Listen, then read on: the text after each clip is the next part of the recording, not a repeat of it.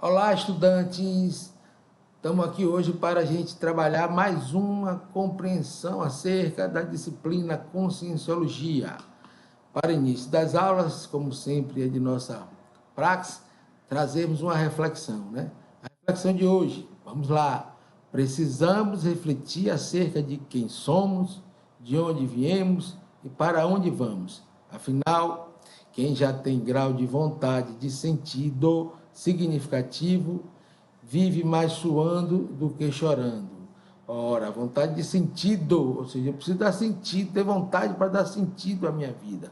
Quem somos, de onde viemos, para onde vamos. Isso é até claro, isso precisa estar claro para mim, preciso aprofundar. A resposta não é simples, porque nós também somos um pouco de mistério.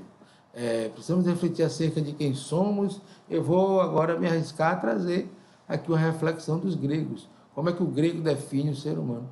Ele define o ser humano como uma divindade. Ele traduz o ser humano como um ser que nasce, cresce e morre. Ele é um Deus mortal. Então, mas que no seu fenômeno de existir transforma, altera, modifica, né? Demonstra força, né? E no seu movimento constrói cultura, constrói uma série de fenômenos que é específico, né, do universo humano. Mas esse ser humano ele veio de onde? Se a gente partir de uma compreensão de que o ser humano é um ser datado, portanto, existia vida antes do ser humano, ou seja, no próprio movimento da vida, a biosfera, que é a natureza, né, e suas relações, vai parir a antroposfera, ou seja, o universo humano. E esse universo humano vai parir o cosmo humano com cultura, linguagem e muita riqueza, ao ponto de hoje termos tecnologia até para estar dando uma aula à distância. Isso é motivo de a gente compreender essa evolução dessa divindade chamada ser humano. Vamos lá, aprofundando o pensamento. A nossa aula de hoje consiste na concepção mítica da vida. Vamos lá, meus queridos. Essa concepção mítica da vida, né, precisa ser compreendida através do que significa as palavras, da significação das palavras. Mitos, do grego, que significa narrar. Né? Portanto, o mito são narrativas fantásticas e reais e ilusórias sobre a realidade. Ilusórias não no sentido de falsa, mas no sentido da imaginação exacerbada, buscando explicações sobre os fenômenos. Ora, porque o ser humano precisava responder aos seus dramas em seu tempo, né? Aos seus temores. Povos da antiguidade, né? Nesse processo, buscavam relação menos insegura, menos temerosa com a hostilidade da natureza. Buscavam explicação para os fenômenos naturais, externos ao homem, porém também externos ao homem. Externos aos homens, por exemplo, os trovões, as manifestações da natureza, como a gente vê nos dias de hoje. Quais são as causas disso? Normalmente se associavam a uma expressão humana manifestada na divindade. Ou seja, os deuses estão nervosos, estão agindo de confronto a algum movimento tido pelo ser humano naquele momento como de errado. Portanto, os seres humanos entendiam sempre a relação com a divindade nessa perspectiva. Né? O trovão seria, alguns antigos falavam bem de maneira bem simples, né? Deus está zangado conosco. Precisamos refletir sobre as nossas práticas. Né? Assim também os fenômenos internos, as doenças. Né? As doenças, o que explicavam os fenômenos das doenças? As doenças eram tidas às vezes como um castigo, como as divindades estavam lhe cobrando algo, acerca sempre do comportamento moral, entre certo e errado, né? Aquilo que era pactuado por tribos, né? Aquilo que era pactuado como a relação de equilíbrio. Então é importante a gente perceber que as narrativas, elas não são sinônimos de coisa errada ou coisa que não existe, mas elas buscavam uma possibilidade de você compreender aquilo que até então era para você um mistério. Então, às vezes, a gente, com a explicação das coisas, a gente se acalma. Então, o objetivo era acalmar, era buscar estar com a sua paz de espírito, ou seja, como diriam os gregos, com a sua ataraxia, né, a imperturbabilidade da alma, de maneira que você buscasse com as explicações estar bem, harmonizado, sem temor, sem medo, sem angústia. Portanto, assim, para isso servem as explicações, para que a gente nos acalme. No fundo, ela tem essa função moral. A fundamentação dessas explicações míticas, né, estava sempre pautada no sobrenatural, na relação com a divindade, que está sobre as nossas vontades, que está superior aos nossos desejos.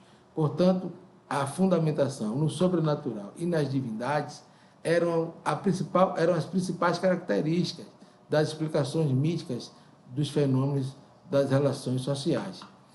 Portanto, essas concepções de sobrenatural e divindade eram caracterizadas como teogonia e cosmogonia, conceituais, né? Os conceitos trabalhados para explicarmos esse movimento. Teogonia, a origem de Deus e de suas alianças. Cosmogonia, a origem do universo. Então, como que se deu a origem do universo? Com a relação entre deuses. E aí você tem toda uma narrativa mitológica, né? A mitologia grega, por exemplo, é muito rica nas relações de deuses, né? Zeus, né? E aí você tem o mito de Pandora, né? Que vai explicar os fenômenos, por exemplo, até do surgimento dos males, das doenças, né? Você tem o mito de Prometeu, né? Que vai traduzir a ideia de que o ser humano conseguiu roubar o conhecimento das divindades, né? Alguém trapaceou para que o ser humano acessasse essa perspectiva. Então, as explicações eram de maneira alegóricas, mas que fazia sentido, porque a gente quer saber de onde viemos, quem somos, para onde vamos, e para isso precisamos de sentidos. Naquele momento, as explicações míticas buscavam dar sentidos à vida, portanto, também nos acalmava. E, agora, as características das explicações míticas, ela esteve pautada na autoridade das divindades e do sobrenatural, né? Também tinha uma relação de que não se preocupavam com a lógica e a coerência. Claro, não se tinha racionalidade a esse ponto, né? A racionalidade foi sendo adquirida no processo histórico do existir humano. Não se preocupava com a cronologia, como eu falei, a questão do calendário é posterior, né? Muito posterior, e poucas pessoas naquele mundo ainda conseguiam desenvolver esta racionalidade nesse ponto, né? Seus conteúdos eram sempre inquestionáveis, portanto, era passado de forma oral, e sempre os mais velhos tinham autoridade sobre os mais novos. Portanto, essa autoridade passava a transição oral do conhecimento, mas os destinos dos homens na compreensão desse movimento estava sempre na competência dos deuses. Se você sofria de algo, foi porque assim os deuses o quiseram. Se você tivesse alguma conquista, assim os deuses quiseram. Se você fosse herói, assim os deuses quiseram. Se você fosse derrotado, foi porque assim os deuses quiseram. Então, é importante a gente compreender o valor da narrativa mítica da realidade, porque ela faz parte do nosso cotidiano. Não tem como viver sem narrativas, né? Sem explicações até fantasiosas da realidade. Muitas vezes a gente faz isso de maneira muito simples com nossos filhos, quando nos fazem perguntas que nos deixam embaraçados e a gente busca fazer uma explicação alegórica para aproximar ele de uma compreensão e dar um sentido a ele, e naquele momento aquilo satisfaz a compreensão dele. Então os mitos não estão fora da realidade. Apesar de a gente estudar assim com a concepção cronológica de que lá no passado, mas o ser humano não vive sem narrativa, né? Eles são contos tradicionais, frequentemente de natureza simbólica sobre certa pessoa ou lugar, que na contemporaneidade fazemos assim, né? O mito pode ser descrito de várias maneiras, uma lenda, um conto de fadas ou folclores.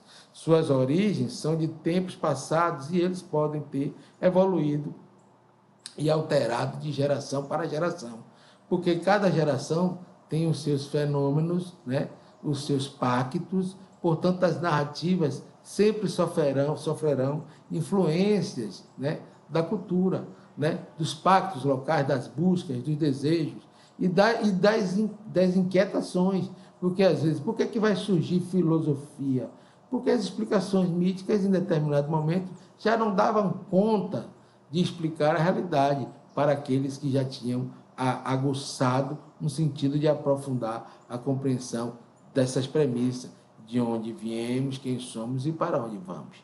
Portanto, meus queridos, é importante a gente aprofundar e é uma perspectiva de exercício.